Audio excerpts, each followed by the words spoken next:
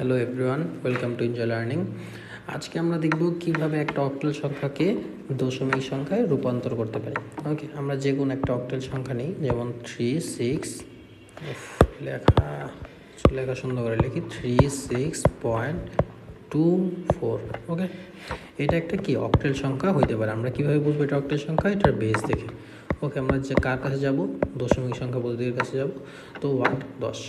ওকে, এরপরে আমরা নিচে আসি। নিচে এসে আমরা কী কাজ করব? আমরা অক্টাল সংখ্যা পদ্ধতি থেকে দশমিক সংখ্যা পদ্ধতিতে রূপান্তর করার জন্য একটা জিনিস সবসময় মনে রাখা লাগবে, আমাদের দশমিকের আগে যে সংখ্যাটা থাকে, যেমন নিজেকে আছে 6, এই সংখ্যাটাকে আমাদের কি ধরা লাগবে? এই সংখ্যাটাকে ধরা লাগবে হচ্ছে আমাদের 0। ঠিক আছে, এটা মনে মনে আমরা 0 ধরবো। এটা হচ্ছে একটা স্থানিক মান। ওকে, দশমিকের আগের সংখ্যাটা 0, দশমিক তার আগের সংখ্যাটা হচ্ছে 3, এটা হচ্ছে মনে মনে 1। ওকে, আর দশমিকের পরের যে সংখ্যাগুলো থাকবে, যেমন 2, এটা হচ্ছে -1 ধরবো, আর শুধু 4কে -2 ধরবো। ঠিক আছে, এটা মনে মনে। দশমিকের আগের সংখ্যাগুলোকে আমরা কি 0 1 2 3 4 এভাবে করে স্থানিক মান দিয়ে যেতে থাকবো। আর দশমিকের পরের সংখ্যাগুলোকে কি -1 -2 -3 -4 এরকম করে সংখ্যা দিয়ে যেতে থাকবো। ওকে, এইবার হচ্ছে আমাদের কাজ হলো অক্টাল যে সংখ্যাটা থাকবে, এই যে ফার্স্ট যে সংখ্যাটা 3, আমরা 3 লিখবো, ইন্টু করবো। কার সাথে ইন্টু করবো? যে সংখ্যা পদ্ধতি থেকে আমরা দশমিক সংখ্যা পদ্ধতি যাব তার বেস দ্বারা। ওকে, তো তার বেস দিয়ে হচ্ছে গুণ হবে।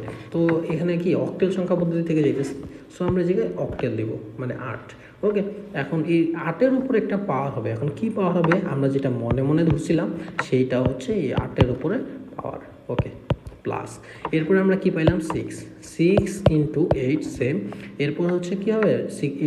6-এর উপর যে মনে মনে পাওয়ার শূন্যটা ধরছিলাম সেটা হচ্ছে কি 8-এর উপরে পাওয়ার। ঠিক আছে, আমরা আবার প্লাস দিব। এবার দশমিকের পরেরটা, যেমন 2 ইন্টু 8 পাওয়ার হচ্ছে -1। তারপর হচ্ছে কি 4 ইন্টু 8 পাওয়ার হচ্ছে কি -2। ওকে, আমরা এটা পেয়ে গেলাম। এটা যখন লিখে ফেলবো তখনই আমাদের অঙ্ক প্রায় শেষ। আমরা শুধু জাস্ট এখন ক্যালকুলেশন করবো, ক্যালকুলেশন করলে আমাদের অঙ্ক হয়ে যাবে। যেমন আমরা কি ফার্স্ট হচ্ছে কি আমাদের পাওয়ারের কাজটা করতে হবে, যেমন 8 পাওয়ার 1। ঠিক আছে, আমরা পাই হচ্ছে 8। ঠিক আছে, আর 3 8 24। ঠিক আছে, 3-এর সাথে 8 গুণ করলে 24। ওকে, আমরা আবার 8 পাওয়ার, ওকে, প্লাস আমরা এখন কি করব? 8-এর উপরে এখন সেকেন্ড টাইম কি দেখলাম? 8-এর উপরে হচ্ছে পাওয়ার 0। ওকে, 8 পাওয়ার 0 আমরা পাই হচ্ছে 1। তো 6-এর সাথে যখন হচ্ছে কি আমরা 1 গুণ করব তখন আমরা পাবো হচ্ছে 6। ওকে, এরপর হচ্ছে প্লাস 8-এর উপরে কি দেব? পাওয়ার -1 আমরা পাই হচ্ছে 0.125 ইন্টু 0.125 ইন্টু হচ্ছে 8। ঠিক আছে, তা আমরা ইন্টু হচ্ছে 8 না, ইন্টু 2। তাহলে আমরা এখানে পাই হচ্ছে 0.25। ওকে, প্লাস এবার হচ্ছে কি 8-এর উপরে পাওয়ার -2।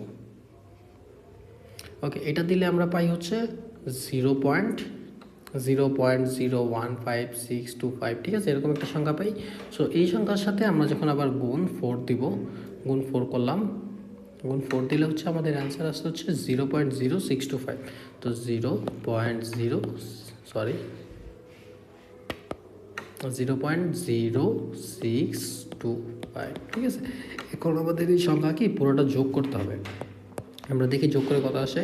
24 যোগ 6 30 যোগ হচ্ছে 0.25 যোগ 0.0625।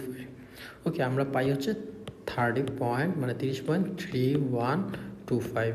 ওকে, এই সংখ্যাটা কিসে হয়ে গেল? আমাদের দশমিক সংখ্যা হয়ে গেল। আমরা এখন এই জায়গায় উত্তর লিখতে পারি, যেমন সুতরাং হচ্ছে 36.24। এটা যদি আমাদের একটা অক্টাল সংখ্যা হয়, তাহলে আমরা যদি এটাকে দশমিক সংখ্যায় নিয়ে যাই, তাহলে হচ্ছে কি আমাদের সংখ্যাটা হবে কি 30.3125। ওকে, এই হচ্ছে কি আমাদের দশমিক সংখ্যা। অক্টাল সংখ্যা থেকে আমরা একটা কি দশমিক সংখ্যায় রূপান্তর করে ফেললাম। এটা হচ্ছে কি আমাদের কি অ্যান্সার। আমরা যে কোনো অক্টাল সংখ্যা থেকে দশমিক সংখ্যায় এই নিয়মে রূপান্তর করতে পারবো।